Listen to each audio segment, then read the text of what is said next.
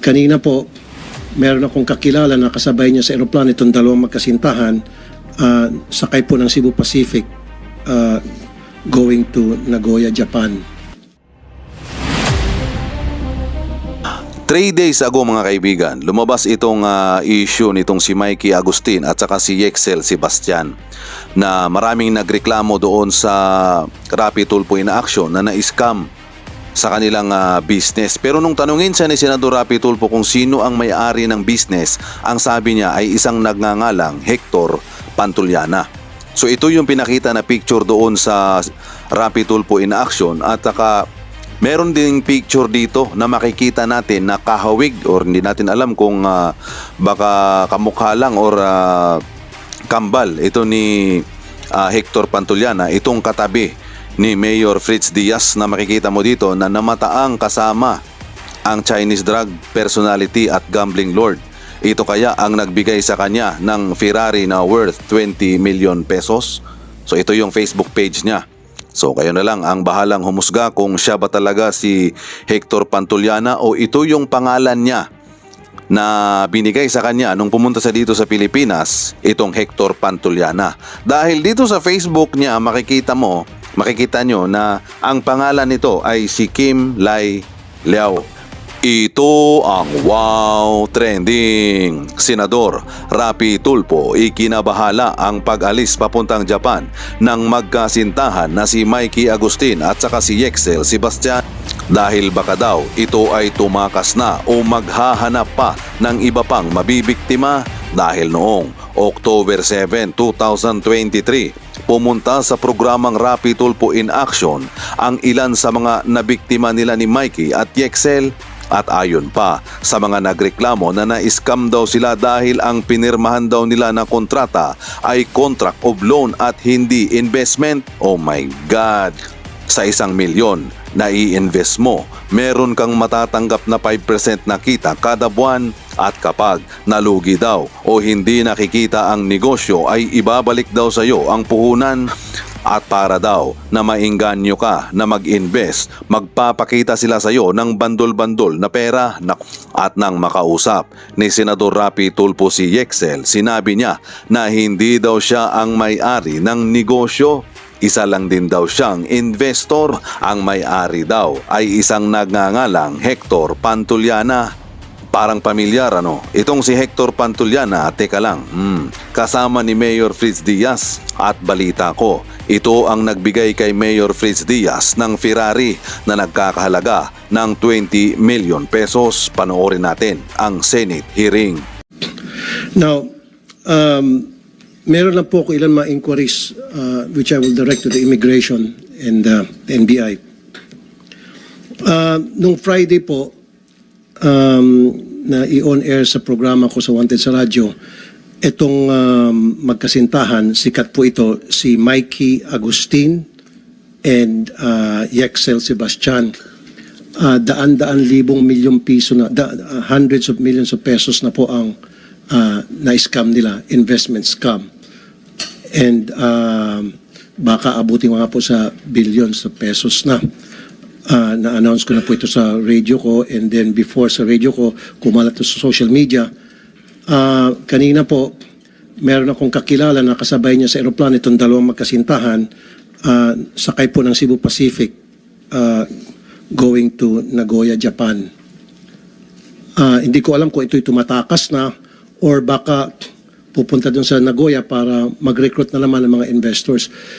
Is there any way, I know na kailangan ng whole departure order from the court bago nyo hindi mapasakay yung isang taong gustong bumiyahe.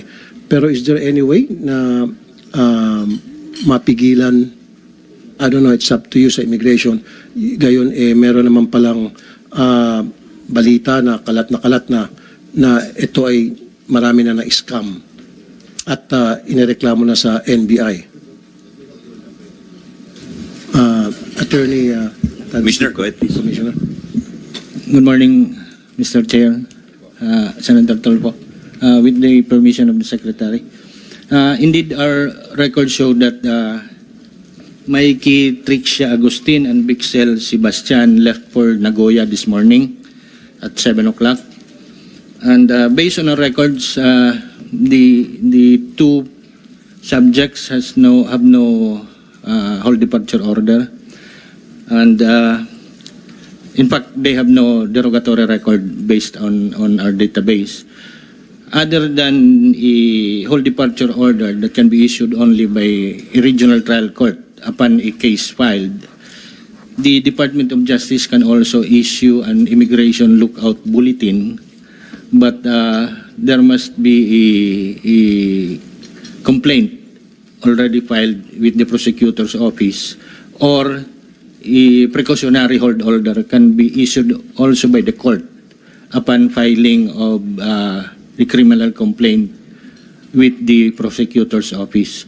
So, as of now, we have no reason to hold the departure of the two subjects. Okay, ito siguro tanong ko kay Secretary Remulla kasi many years ago, I know na yung Secretary ng DOJ pwede mag-issue ng whole departure order, if I'm not mistaken, Secretary Remulla, upon the recommendation of the NBI dahil meron ng case na i-file against kung sino man yung mga tao na i-file po sa kanila. Sir, ang pwede lang ho namin gawin ay lookout bulletin lang po. Nagkaroon po ng kaso ito nung araw, nung panahon ni Secretary De Lima. At dumating po ito sa Korte Suprema. At hanggang lookout bulletin lang po ang aming pwedeng gawin. Kasi yung right to travel po yung ating tinitingnan. Ngunit kung gagawa po tayo ng batas na magkakaroon po tayo ng ibang pagsusuri sa mga taong may kaso o dapat kasuhan, eh maaari po nating panghawakan pa yung mga tao. Pero sa ngayon po, kailangan igalang po natin yung right to travel na sa saligang batas. Tama po. Kanina kausap ko nga po yung Legis group ko para pag-aralan yung possibility na kapag halimbawa putok na sa social media, putok na sa buong bansa na ito'y marami na naloko, siguro payagan yung Secretary ng DOJ na magpalabas ng whole departure order kasi yung pagsampa ng kaso sa piskal, mahabang proseso yan, Mr. Chair, and then iraraffle pa yung papunta sa judge, makakatakas na nga yung manluloko. Another example here is, ito pong si Nina Mabatid, ito po ba nasa radar nyo, Attorney Tansinko, and then sa NBI? Kasi ang dami na rin po mga reklamo dito kay Nina Mabatid. Yung kanyang style ay maghikayat siya ng student visa papunta ng Canada para ma-circumvent niya yung illegal recruitment, anti-illegal recruitment law natin. Labas-masok na to ng ibang bansa, papunta ibang bansa. Hindi natin siya mapipigilan. Pupunta po ng Hong Kong, Dubai, doon nakakapag-recruit ulit siya ng mga OFWs at naluloko. So patuloy siya nakakapag-recruit. So, ito ba'y nasa radar nyo? Itong si Mabatid, and are you not doing anything na para makipag-coordinate sa NBI o sa DOJ? Yes, Your Honor. We are closely coordinating with the Department of Migrant Workers on this particular case. But again, we don't have the ground to hold him, hold her, because there's no whole departure order issued by the court.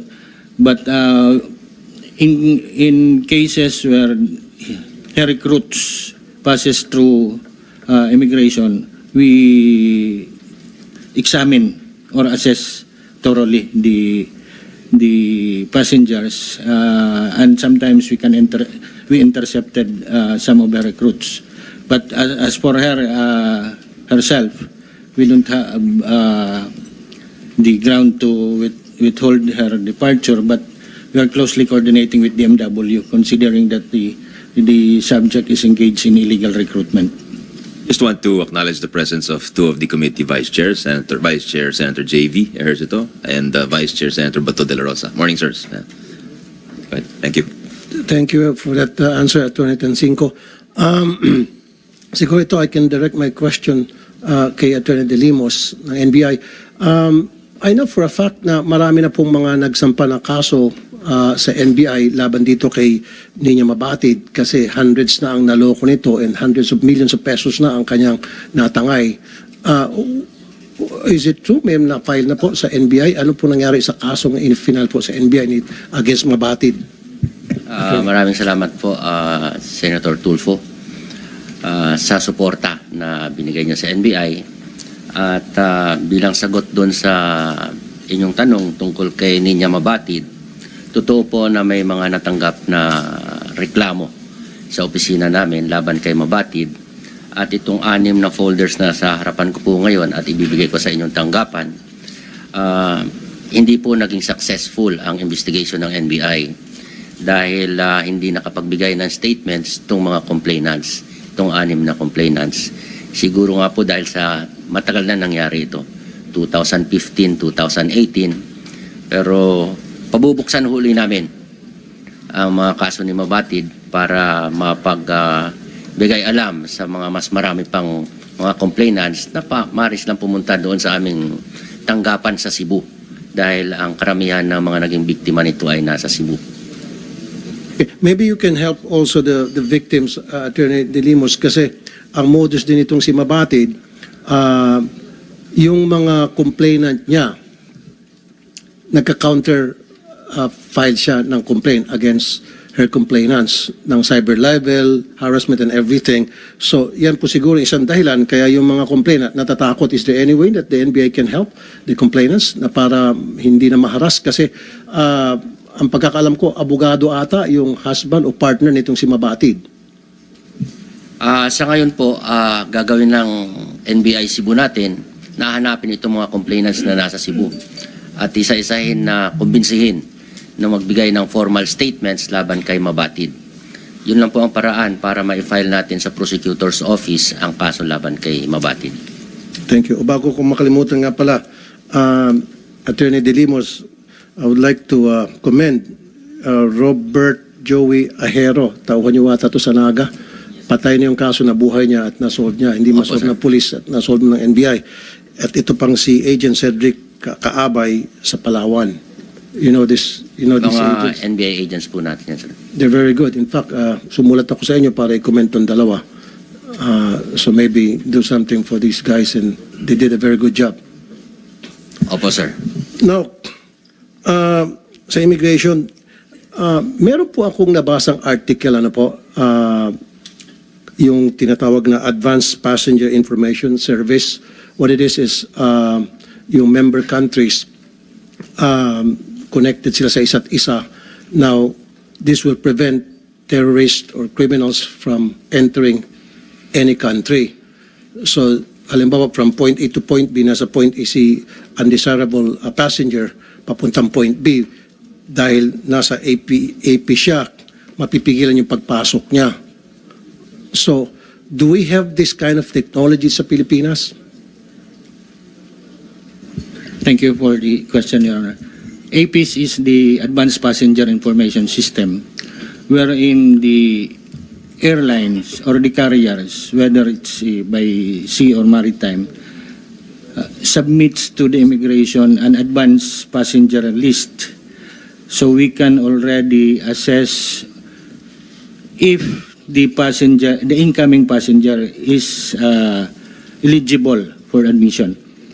Right now, we don't have that technology, but the implementation is already in process.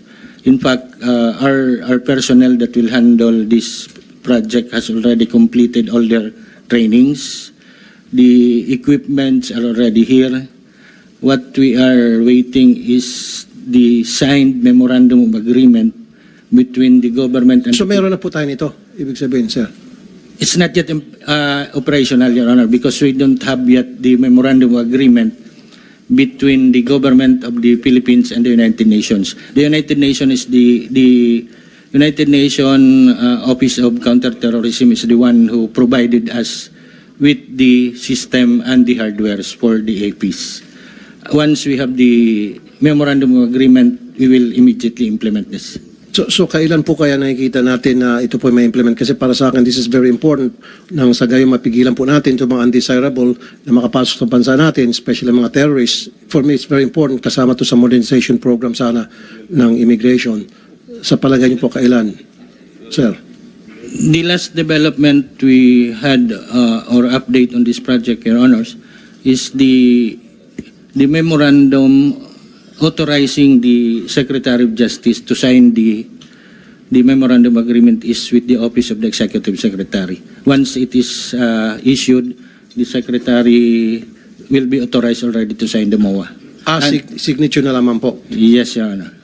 Mr. Secretary, very important po yun. Baka pwede niyo po i-follow up kay ES. Yes, sir. Pirma na po. Yes, sir. Okay. Now, isa pa po sa immigration kay Attorney Tansinko, kung matatandaan niyo po sa isang hearing natin, I don't know if this is the right agency, kayo pong right agency na tatuloyin ko rito, yung pong mga special flights, special passengers on a special flight, nagcha-charter ng airplane, mga VIP po ito. Nakikita ko po, in fact, recently I saw it with my own two eyes, a convoy ng mga itim na sasakyan, papunta mismo ng eroplano, pagbaba, puro mga Chinese. And I've learned, and nung last hearing natin, na hindi na sila dumadaan sa regular process na frisking, pati yung kanilang mga bagahe, hindi na chine-check, wala silang frisking, walang checking, tuloy-tuloy na agad doon sa loob ng eroplano. At pagdating doon sa eroplano, yung kayo sa immigration, CIQ ba ang tawag nun? Immigration, quarantine. Customs, Immigration, and Quarantine. Okay. Kayo pa mismo pupunta sa kanila versus sila dapat pupunta sa inyo. Pupuntahan nyo sila and then i-check yung kanilang records at ang checking through cellphone lang. Viber, pakicheck nga kung okay itong passport number, etc. At ang suggestion ko kasi noon, dapat magkaroon tayo ng isang processing center na kung saan kahit na VIP sila, ipoprocess sila, ipiprisk sila, tingnan yung mga bagahe nila kasi for all you know, baka mamaya may bomba doon. Pag suicide bomber, pagdating doon sa ere, pasabugin yung bomba, di kayaya tayo. Wala ho ba tayong, sino ho ba dapat ang mag-implement yan nung sa suggestion ko po? Or has it been implemented already, sir? Your Honor, after the last hearing on the special flights, meetings were conducted for the establishment of one-stop shop for special flights. And together with the MIA management, the aviation security, the MIA police, immigration, customs, and quarantine, it was spearheaded by then General Manager Cesar Chong of MIA. However, with the dismissal of Mr. Chong, the coordination meetings for this project or for the one-stop shop was stopped. Right now, based on our existing regulation, the handler of the special flights submits to us a notice of arrival together with the manifest of the crew and the passengers of that special flights, and we pre-check whether they are in our derogatory records. Then upon actual departure of arrival, we again conduct another check of the records. Oo nga po, pero ang ibig sabihin, pwede naman sa pre-checking, isasubmit sa inyo mga pangalan, di ba? Kung sino mga pasahero ng flight na yan. Pwede sila mag-submit ng pangalan na okay, walang derogatory record, pero pagdating po dun sa loob ng aeroplano, switching na, iba nang palalabasin at gagawa na silang paraan na para no way na sila ay ma-check talagang sila ay hindi dapat bumiyahe.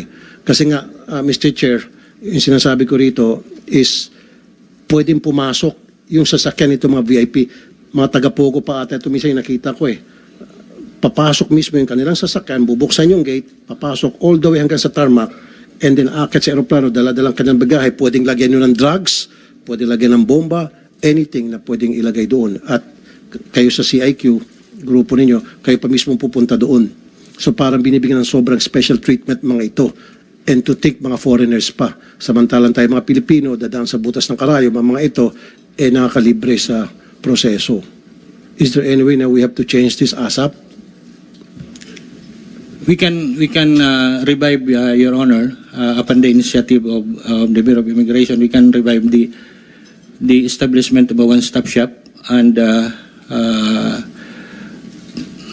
adjust the processing of the passengers of special flights. Instead of at the tarmac, they will be processed also with the regular immigration counters.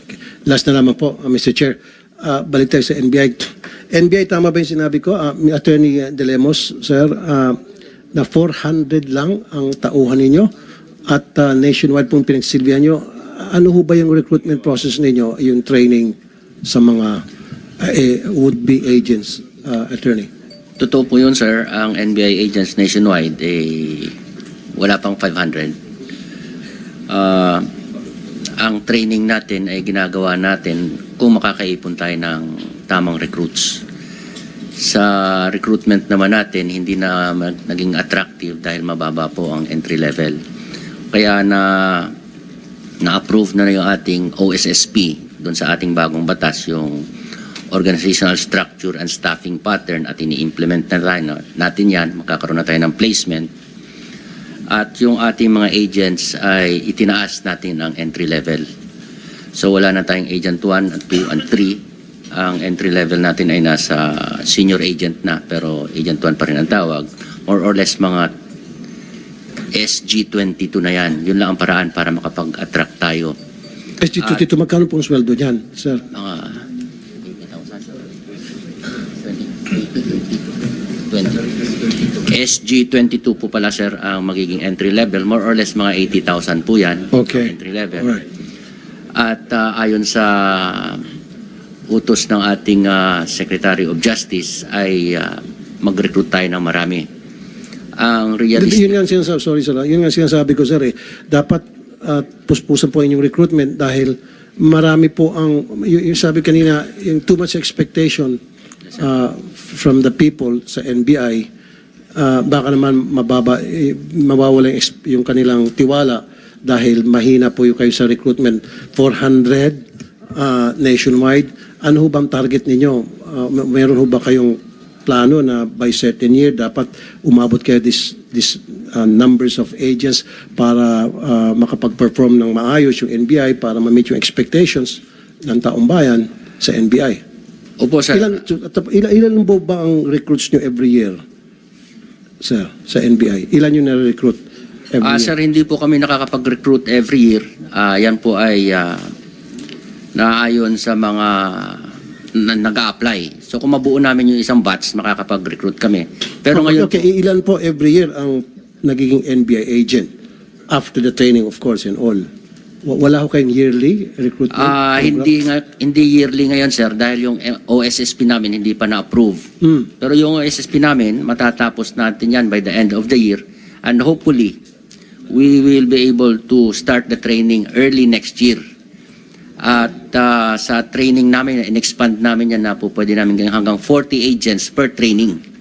At masusundan namin yung figure na binigay sa amin ni Secretary of Justice, Remulla, na more or less mga 120 agents a year ang mare-recruit namin sa 20 agents lang po? 120 Oh, po, sir. 100. Yan po ang target natin. Hindi pwedeng 1,000? Sir, hindi kakayanin ng academy natin yung 1,000. Saka ang ideal lang po sa academy natin, mga 30 to 40 for academic instruction.